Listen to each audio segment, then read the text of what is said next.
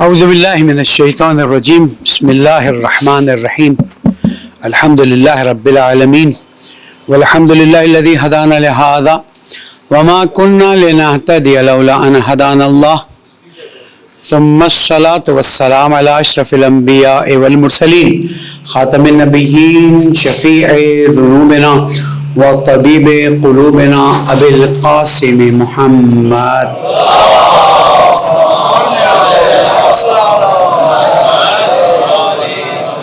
وعلى اہل بیتہ الطیبین الطاہرین المعصومین المظلومین الذین اذهب اللہ عنہم الرجس وطہرہم تطہیرا.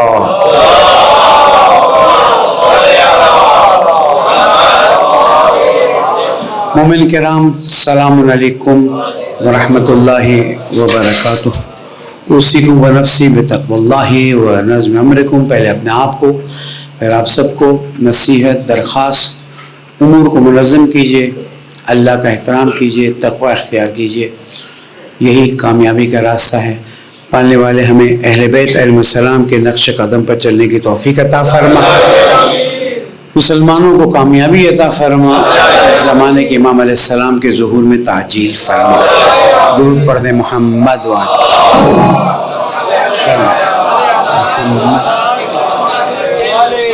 مومن کرام، ایام شہادت خاتون جنت فاطمہ زہرا سلام اللہ علیہا ہیں،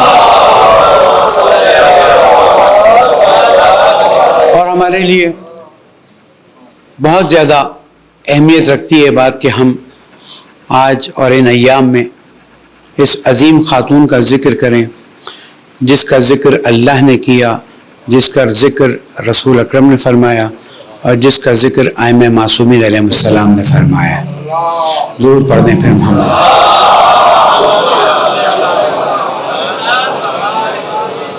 خاتون جنت کی اہمیت بہت مختلف زاویوں سے نظر آتی ہے، چاہے وہ قرآن مجید میں آیت تطہیر ہو. آیت تطہیر کے شان نزول میں یہ بات واضح ہے کہ صرف ایک خاتون تھی کہ جو اس چادر تطہیر کے نیچے تشریف لائیں اور جن کا احترام رسول اکرم نے فرمایا اور قرآن مجید میں ان کا ذکر آیا. اس کے بعد سورہ حلقہ میں ان کا ذکر آتا ہے، اس کے بعد سورہ کوثر ان کی شان میں نازل ہوتی ہے، اور آج الحمدللہ رب العالمین سورہ کوثر کی تفسیر پوری دنیا میں عملی طور پر موجود ہے. شجر طیبہ کی مثال بھی خاتون جنت کی مثال آتی ہے. اور پھر اگر ایک واضح اور بغیر کسی شک و شکوک و تردید کے ہمیں دلیل ملتی ہے تو وہ مباہلہ کے واقعے میں. کہیں کوئی اعتراض ہو جائے، کہیں کوئی تشریح ہو جائے، کہیں کچھ ہو جائے، جب وہاں کہا گیا، اور یہ قرآن مجید کی آیت ہے کہ تم فقل تعالوا ندعو ابناءنا وابناءکم ونساءنا ونساءکم وانفسنا وانفسکم ثم نبتہل. تو پھر ایسا کرو کہ جب دلیل آنے کے بعد بھی تم ماننے کے لیے تیار نہیں ہو تو لے آؤ. تعالوا ندعو، ہم بلاتے ہیں، لاتے ہیں، ابناءنا، اپنے ابناء کو، فرزندوں کو، تم اپنے فرزند، ہم اپنی عورتوں کو لاتے ہیں، تم اپنی عورتوں کو لاؤ، ہم اپنے نفسوں کو لاتے ہیں، تم اپنے نفسوں کو لاؤ. ہونا یہ چاہیے تھا کہ 2 سے زیادہ فرزند آتے، 1 سے زیادہ خاتون آتی نساء میں، اور 1 سے زیادہ انفس آتے. لیکن کیونکہ عربی میں جمع جو ہے وہ 3 کے ذریعے شروع ہوتا ہے، ہمارے ہاں پلورل جو ہے 2 سے شروع ہوتا ہے، لیکن عربی میں 1، 2 اور جمع کا صیغہ استعمال کیا جاتا ہے. تو یہاں پر ہم دیکھتے ہیں کہ ابناءنا، ہم اپنے بیٹوں کو لاتے ہیں، لیکن لایا فقط حسنین علیہ السلام کو جاتا ہے، اور نساءنا 3 خواتین کا آنا تھا، لیکن لایا گیا ایک خاتون کو، اور پوری کائنات کو یہ بتا دیا گیا کہ رسول اکرم کے لیے اللہ کی طرف سے نساء انا کا عنوان ہے، تو جناب فاطمہ زہرا سلام اللہ علیہ کے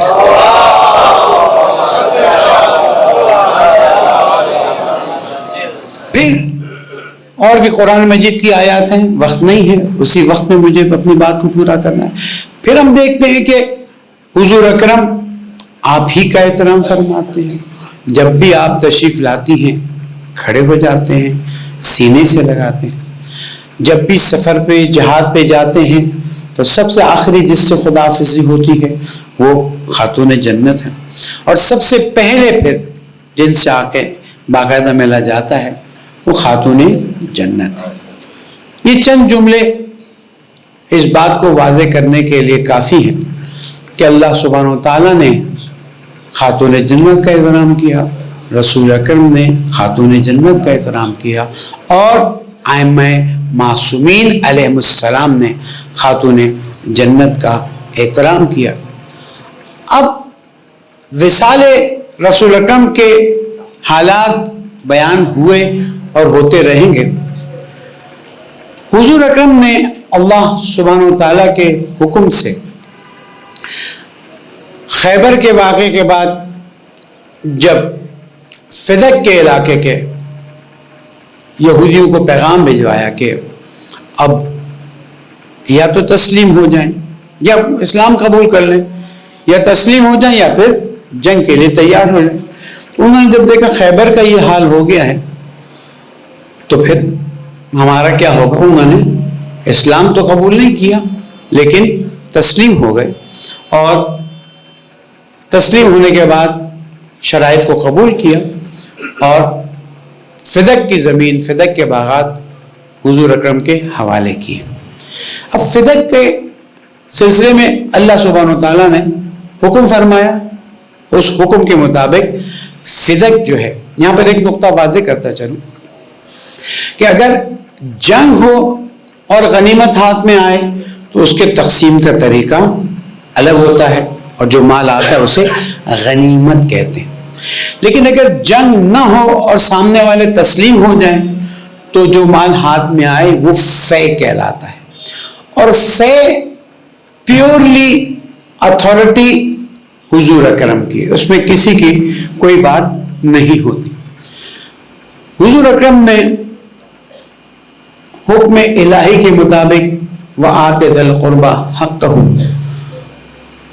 باغ فدق جناب زہرا سلام اللہ علیہ کو ہبہ کر دیا۔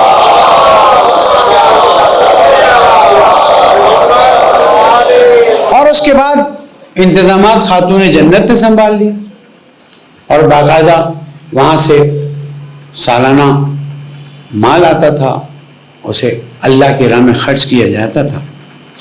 وصال رسول اکرم کے بعد 2 امور ایسے ہوئے جو مسلمانوں کے لیے سوالیہ نشان ہے۔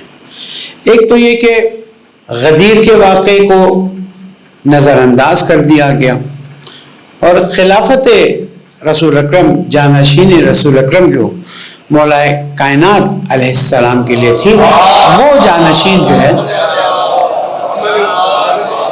مولا کائنات کے لیے قرار نہ دی گئی، اور خلافت ظاہریہ جو ہے وہ مسلمانوں نے، چند مسلمانوں نے آپس میں بیٹھ کر طے کیا۔ تو ایک تو یہ مسئلہ ہو گیا۔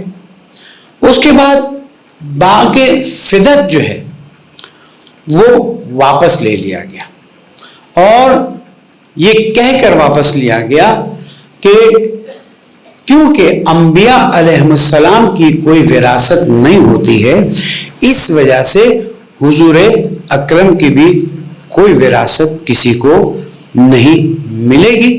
اور ایک حدیث کوٹ کی گئی ادھر، اور اس حدیث میں یہ کہا گیا کہ نانو معاشر الانبیاء، ہم انبیاء نہ کسی سے ارث لیتے ہیں نہ کسی کو ارث دیتے ہیں۔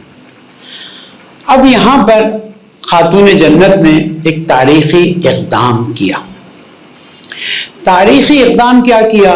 تاریخی اقدام یہ کیا کہ آپ باقاعدہ مسجد میں خود نفس نفیس تشریف لے گئیں اور مسجد میں جا کر ایک مفصل خطبہ بیان فرمایا جس کو خطبہ فدکیہ کے نام سے یاد کیا جاتا ہے. اور اس میں الحمدللہ رب العالمین جس طرح سے مولا کائنات کے خطبات نہج البلاغہ میں بالکل اسی لب و لہجے سے جناب خاتون جنت نے مفصل خطبہ دیا.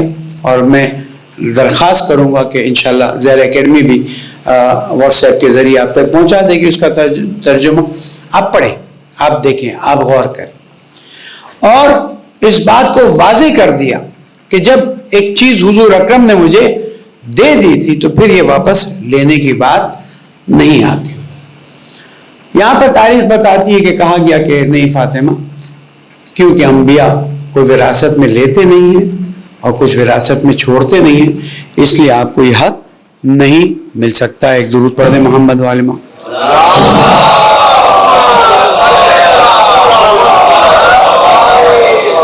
اور اس طرح یہ خاتون گریہ کرتے ہوئی گھر میں واپس تشریف لائیں. یہ دو واقعات کہ ایک امیر علیہ السلام کی خلافت اعلانیہ جو غدیر میں اعلان ہو چکی تھی اسے آگے نہیں بڑھنے دیا گیا، اور دوسرا خاتون جنت کے لیے جو باغ حضور اکرم نے ہبہ کیا تھا وہ واپس لے لیا گیا. ظاہر ہے کہ مسلمان اپنے دفاع میں بہت سی باتیں کرتے ہیں، ان کا حق بنتا ہے. ہم اپنی بات واضح طور پر پیش کر دیتے ہیں کہ اگر رسول اکرم نے ایک چیز تحفے میں عطا فرما دی تو اب وہ چیز واپس لینے کے لیے بھی دلیل اتنی ہی محکم چاہیے جتنی محکم دیتے وقت تھی. میرا نقطہ غور کیجیے گا، میں کسی پہ ٹونٹ نہیں کرتا، میں کسی پہ اعتراض نہیں کرتا. حقائق تاریخیہ بیان کرنا میرا وظیفہ بنتا ہے، اور یہ بہترین طریقے سے اس کو بیان کیا ہے. ویسے تو بہت سنے بیان کی، بڑی کتابیں لکھی گئی، لیکن ڈاکٹر سماوی تیجانی نے بہت ہی اچھے انداز میں اپنی کتابوں میں اہل سنت کی کتابوں سے استدلال کر کے اس سے کہ مستبصر ہوئے، مکتب اہل بیت علیہ السلام کو انہوں نے قبول کیا اور یہ بات واضح طور پر بتانا شروع کی کہ یہ تاریخی حقائق ہیں اور یہ واقعات ہوئے ہیں. ہم لوگ کہتے ہیں ہو گیا سو ہو گیا، اب اس پر نہیں، ہو گیا سو ہو گیا آپس کی باتوں میں ہوتا ہے، چلو معاف کر دیا. میں اپنی اصطلاح میں کہتا ہوں چلو ڈیلیٹ کرتے ہیں، آگے بڑھتے ہیں. لیکن جس کی بنیاد پہ ایک پورے مسلک کو آگے بڑھایا گیا ہے اس بنیاد کو نہیں چھوڑا جا سکتا، اس کو سامنے رکھنا پڑے گا. آج آپ سوشل میڈیا میں دیکھیے، بہت سے لوگ سوشل میڈیا میں چیخ و پکار کر رہے ہیں کہ لوگ مکتب اہل بیت میں داخل ہو رہے ہیں. میں کہوں گا یہ تو ابتدا ہے. جیسے جیسے انسان کو آزادی ملے گی، جیسے جیسے انسان کی فکر کو نشو و نما ملے گی، وہ سوال کرے گا. میں نے چند سال پہلے بتایا تھا، ایک غیر مسلمان ہوا، پھر مسلمان جو ہے وہ مکتب تشیع میں داخل ہوا، اور وہ اسی بات پہ ہوا کہ یہ کیسے ہوا کہ اگر ایک چیز رسول اکرم نے خاتون جنت کو دے دی تو اسے واپس لینے کے لیے بھی دلیل چاہیے. پہلے تو تمہاری حکومت کی شرعی حیثیت کے لیے دلیل چاہیے، اس کے بعد پھر آگے دلیل چاہیے کہ تم یہ اقدام کر رہے ہو. یہاں ایک سوال آتا ہے جو جوان ہم سے پوچھتے ہیں، خاتون جنت کا اس باغ میں کیا فائدہ تھا؟ چادر ہے وہی پرانی پہنتی تھی، گھر میں کھانے کے وہی مسائل چلتے تھے، وہی مشکلات چلتی تھی، فقر و فاقے کا عالم رہتا تھا. مسئلہ مالی آمدنی کا نہیں تھا، مسئلہ باغ کے قبضے کا نہیں تھا، مسئلہ اس بات کو واضح کرنے کا تھا کہ یہاں کی اگر ادھر کی دلیل خلافت و ولایت کی دلیل کسی کے لیے واضح نہیں ہے تو باغ فدق کی دلیل تو واضح ہے نا.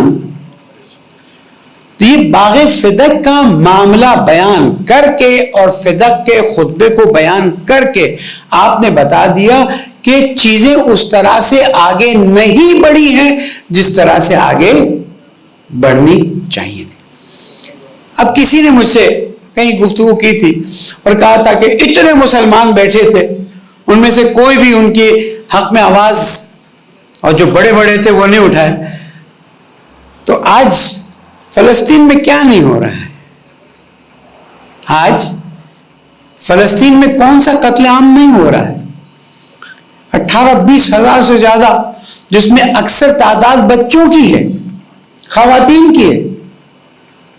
کون سے اسلامی ملک کا سربراہ یا کون سے اسلامی ملک کے لوگ کھڑے ہو گئے کہ چلو بھاگتے ہیں, جاتے ہیں اور فلسطینیوں کی مدد کرتے ہیں؟ آج تو ہمارے لیے چیزیں اور زیادہ واضح ہو گئی کہ مسائل رہتے ہیں اور لوگ خاموشی اختیار کرنا پسند کرتے ہیں. اب تو عالم یہ ہو گیا ہے, یعنی اس واقعے سے مظلوم کونین کی مظلومیت ہمارے لیے روشن ہو رہی ہے, واضح ہو رہی ہے کہ لوگ بہت سی جگہوں پر خاموش رہنے کو ترجیح دیتے ہیں. ان کی ترجیحات کی وجوہات کیا ہیں ہمیں اس وقت بات نہیں کرنی. لیکن آج آپ دیکھیں, غاصب صہیونی ریاست جس طرح کا اسلحہ استعمال کرنا چاہے, جس پہ استعمال کرنا چاہے, جب استعمال کرنا چاہے, جہاں استعمال کرنا چاہے وہ استعمال کر سکتا ہے. لیکن اگر فلسطینیوں نے کچھ کیا تو اس کے خلاف اب یہاں پر آپ کو پتہ نہیں چلتا, ویسٹ والے جو ہمیں بتا رہے ہیں کہ صرف اور صرف فلسطینیوں کو ٹیررسٹ کے طور پر بتایا جا رہا ہے اور باقی کچھ بھی نہیں ہے. یوٹیوب وغیرہ میں چیزیں آ جاتی ہیں سب, لیکن عام عوام کو ٹیلی ویژن چینل پہ یہاں پر نہیں, وہاں پر تو یہ چیز بتا رہی ہے کہ وہ اسلحہ استعمال کرنے میں آزاد. ابھی ایک میرے پاس کلپ آئی ہے, نارتھ امریکہ کے ڈاکٹرز کی کوئی ایسوسیشن, انہوں نے بتایا 250 سے زیادہ میڈیکل کے لوگ مارے جا چکے ہیں, 135 سے زیادہ باقاعدہ میڈیکل کا پراپر سٹاف مارا جا چکا ہے. پتہ نہیں کتنے میڈیکل کے جو ادارے تھے, ہاسپٹلز ہوں, کلینکس ہوں, ان کو ختم کر دیا گیا ہے. تو یہ بات یاد رکھیے کہ وہ جو بولے آزاد ہیں, لیکن اگر میں یہاں سے 2 لفظ ایسے بول دوں گا تو میں یہ حق نہیں رکھتا ہوں, اور مجھے پتا ہے کہ یوٹیوب میرا بند کر دیا جائے گا, فیس بک میری بند کر دی جائے گی, میں جو باقی باتیں بھی کرنا چاہتا ہوں وہ نہیں کر سکوں. یہ مظلومیت خاتون جنت کو واضح طور پر بیان کرنا چاہیے. یہاں تک کہ اب یہ بات کہنا میرا وظیفہ بنتا ہے کہ خاتون جنت نے وصیت فرمائی تھی کہ اے علی مجھے رات کو غسل دینا, رات کو کفن دینا, اور جنہوں نے مجھ پہ ظلم کیا ہے انہیں میرے جنازے پر نہیں آنے دینا. بس میرے تاریخ سے سوال ہے, وہ کون سے لوگ تھے کہ جو رسول کی اس بیٹی پر اتنا انہوں نے کیا کہ رسول کی بیٹی آمادہ نہیں تھی کہ وہ ان کے جنازوں پر آئیں, اور تاریخ لکھتی ہے کہ جناب زہرا کو رات کو غسل دیا گیا, رات کو کفن دیا گیا, اور رات کو دفن کیا گیا, اور صبح لوگ آئے کہ علی ہم قبر کھودیں گے. میرے مولا نے ذوالفقار گاڑ دی مٹی میں اور کہا اس لائن سے کوئی آگے بڑھا, کسی نے ہاتھ لگایا تو وہ کام کروں گا جو کبھی تم نے دیکھا نہیں ہوگا. مسلمانوں تھوڑا سا سوچو, تھوڑا سا غور کرو. جن 5 ہستیوں کا احترام قرآن نے بیان کیا, ان میں سے رسول اکرم کے ساتھ آخر وقت میں کیا ہوا, جناب زہرا کے ساتھ آخر وقت میں کیا ہوا, مولا کائنات کے ساتھ کیا ہو گیا, امام حسن کے ساتھ کیا ہو گیا, اور پھر کربلا کا واقعہ تو دنیا کے لیے روز روشن کی طرح ہے. امت مسلمہ کے لیے سوال ضرور بنتا ہے کہ جن کو مباہلہ میں اللہ نے بلوایا ان کے ساتھ امت نے کیا کیا. پالنے والے ظالموں کو ان کے نتیجے تک پہنچا دے, مسلمانوں کو کامیابی عطا فرما دے. پالنے والے ہمیں قیامت میں صرف زہرا کی شفاعت نصیب فرمائے، ہمیں ان کے چاہنے والوں میں قرار دے دے. گناہ گار ہیں، خطا کار ہیں، اہل بیت سے محبت کرتے ہیں، ہمیں اچھا انسان بننے کی توفیق عطا فرمائے. میرے پیارے ملک پاکستان کو امن کا گہوارہ بنائے، دشمنان اسلام کو نابود فرما، بیماروں کو شفا کامل عطا فرما، زمانے کے امام کو ہم سے راضی فرما، ان کے ظہور میں تعجیل فرما. بسم اللہ الرحمن الرحیم. والعصر ان الانسان لفی خسر الا الذین آمنوا وعملوا الصالحات وتواصوا بالحق وتواصوا بالصبر. صدق اللہ العلی العظیم.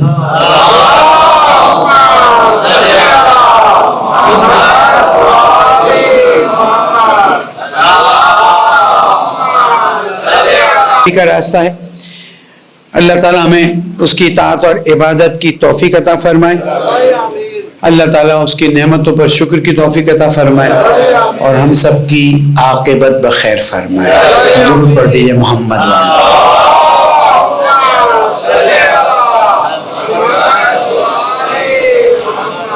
ہمارے پرائم منسٹر صاحب نے جو ایک آدھ دن میں انٹرویو دیا ہے، ہمارے لیے بہت بڑا سوالیہ نشان ہے. اگر ہم قائد اعظم محمد علی جناح بانی پاکستان کی باتوں میں بھی اب شک کو تردید کرنے کی کوشش کریں گے یا یہ کہیں گے کہ وہ الہام نہیں تھا، تو سوال تو بہت بڑا پیدا ہو جائے گا. امت مسلمہ کو اس بات کا نوٹس لینا چاہیے کہ ہم اسرائیل کی کسی شکل کو بھی قبول نہیں کر سکتے ہیں اور فلسطینیوں کو ان کا حق ملنا چاہیے. اسی کے ساتھ ساتھ کشمیریوں کا حق اپنی جگہ پر باقی ہے. اور انڈین سپریم کورٹ نے 370 کے بارے میں جو فیصلہ دیا ہے یہ بالکل غلط فیصلہ ہے. یہ ساری مار پڑتی ہے اس وقت جب یونائٹڈ نیشن جیسے ادارے خاموش رہتے ہیں اور یہ بات واضح کر رہے ہوتے ہیں کہ ہم صرف ان کا ساتھ دیں گے جو ظالم ہیں، مظلوموں کا ساتھ نہیں دیں گے. پچھلے مہینے بھر میں یونائٹڈ نیشنز کی ساری کارروائی کو آپ مطالعہ کیجئے، آپ کو پتہ چل جائے گا.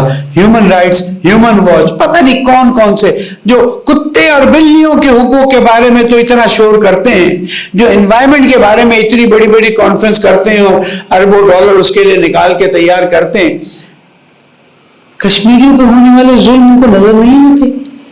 انڈیا نے ایک ہی جھٹکے میں پوری کشمیر کی وادی کو ہڑپ کر لیا اور سب خاموش ہے. نہیں ہو سکتا ہے. ہمیں ہماری حکومت کو اس معاملے میں واضح طور پر آواز اٹھانی چاہیے. یہ دونوں مسائل ایسے ہیں جو آپس میں مربوط ہیں اور ان دونوں کے بارے میں امت مسلمہ کا موقف واضح ہے کہ دونوں جگہ پر غاصب حکومتیں حق غصب کر رہی ہیں.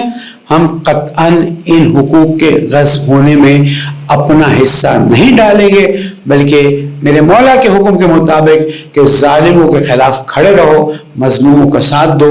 ہم حسینی ہمیشہ ایسا ہی کریں گے. درود پڑھیں محمد.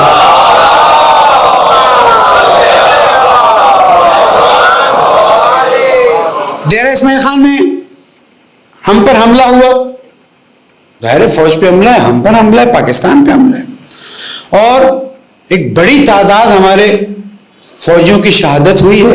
ہمیں بہت دکھ ہے، بہت افسوس ہے. اور آرمی چیف کا جملہ میرے کان میں، میرے سینے میں موجود ہے اور بہت مثبت طریقے سے کہتا ہوں کہ آرمی چیف صاحب اور مضبوطی سے آگے بڑھیے اور جو بھی پاکستان کے خلاف سازش کر رہا ہے اس کا مقابلہ کیجئے.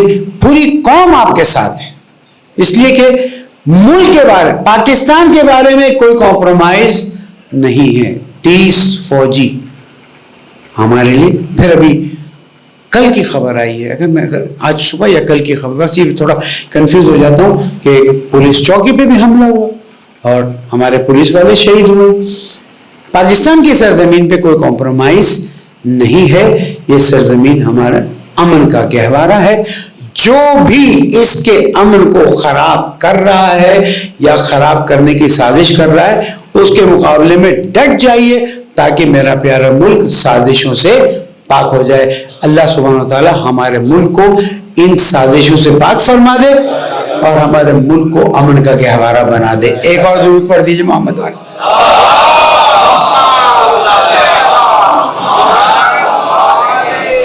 اب آتے وہی فائنل گفتگو ہماری کہ اب دنیا کی طاقتوں نے دیکھ لیا ہے کہ ایمان کی طاقت کے مقابلے میں کوئی چیز کھڑی نہیں ہو سکتی.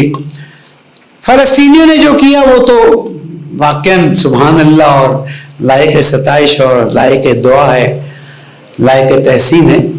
لیکن انصار اللہ نے جو کر کے دکھایا ہے, کبھی آپ سوچ سکتے تھے کہ جس کے خلاف مسلمانوں کی نام نہاد بنا ہوئی فوج نے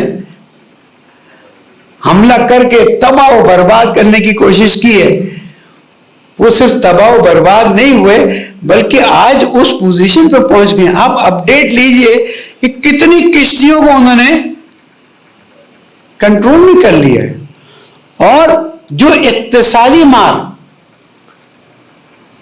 انصار اللہ نے صہیونی حکومت کو ماری ہے, میرا خیال یہ ہے کہ شاید فلسطینی اتنی بڑی مار نہیں مار سکے ہیں. اور اب حزب اللہ کی طرف سے جو لبنان کا جنوب ہے اور غاصب ریاست کا شمال ہے, وہاں پر جو صورتحال بننے جا رہی ہے وہ ہمارے لیے قابل فخر ہے. اس لیے کہ جب حسینی پرچم لے کے کھڑا ہوتا ہے تو پھر وہ دو چیزوں میں سے ایک ہی چیز کرتا ہے, یا بازو کٹوا کے شہید ہو جاتا ہے یا کامیاب ہو کے واپس آ جاتا ہے. اور یہ ہمارے لیے خود ایک درس ہے.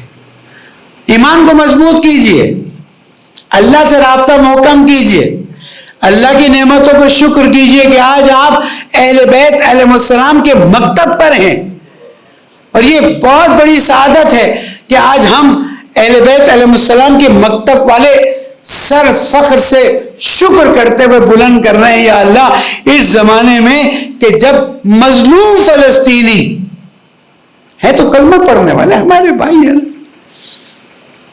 مشکلات کا شکار ہے, مصائب کا شکار ہے, وہاں پر اہل بیت کے چاہنے والے بغیر تفریق کے, آپ کو پتہ ہے سیلاب میں کچھ لوگ تقسیم کرنے گئے تھے, تو جب تقسیم کرنے گئے تو بعض لوگوں کو صرف اس لیے نہیں دیا کہ تمہارے گھر پہ علم مبارک لگا ہوا, لیکن جب قائد ملت جعفر کی طرف سے تقسیم ہوئی تو وہاں پر کسی سے یہ نہیں پوچھا گیا تمہارا رنگ کیا ہے, تمہاری زبان کیا ہے, تمہارا دین کیا ہے, صرف یہ کہا گیا تمہاری مشکل ہے جیسے اوروں کو دی جا رہی ویسے.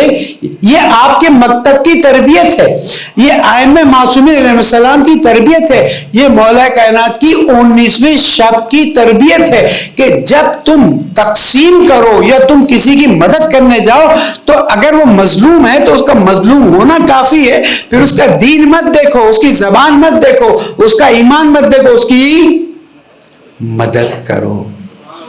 آج ہم اللہ تعالیٰ کا شکر ادا کرتے ہیں کہ علماء کرام, مراجع عظام, رہبر معظم, انہوں نے مکتب کا اتنا خوبصورت چہرہ دنیا کو بتایا ہے کہ آج لوگ دنیا میں پوچھنے کے لیے مجبور ہیں کہ جس صدام کی حکومت نے ایران کو مارنے کی اتنی کوشش کی, جن جن حکومتوں نے ان کو دبانے کی کوشش کی, بجائے اس کے کہ یہ دبتے رہیں, جس طرح اللہ نے کربلا والوں کو زندہ کر دیا ان کو بھی کامیاب کر دیا. یہ معجزہ ہے. اس لیے معجزہ ہے کہ آپ نے اللہ پہ بھروسہ کیا, آپ نے رسول پہ بھروسہ کیا, آپ نے اہل بیت علیہ السلام کے نقش قدم پر چلنے کا عہد کیا ہے. اس لیے کہ اہل بیت علیہ السلام کے نقش قدم پر چلنا صرف گریہ کرنا, صرف عزاداری, صرف ماتم نہیں, یہ لے آتا ہے آپ کو اس جگہ پر, وہاں سے پھر آپ عملی میدان میں آگے بڑھتے ہیں. میں پاکستانی ہونے کی حیثیت سے اور مکتب کے نمائندے ہونے کی حیثیت سے پاکستان کے ذمہ داروں کو یہ بات بتا دوں کہ پاکستانی شیعہ ہمیشہ اپنے ملک کا وفادار رہا ہے, رہے گا. ہاں جب مکتب کی بات آئے گی, اگر مثلا کبھی مکتب پہ بات آتی ہے تو آپ دیکھ لیجئے, آپ نے دھرنے دیے, 3 دن کا دھرنا پورے پاکستان کو بند کر گیا,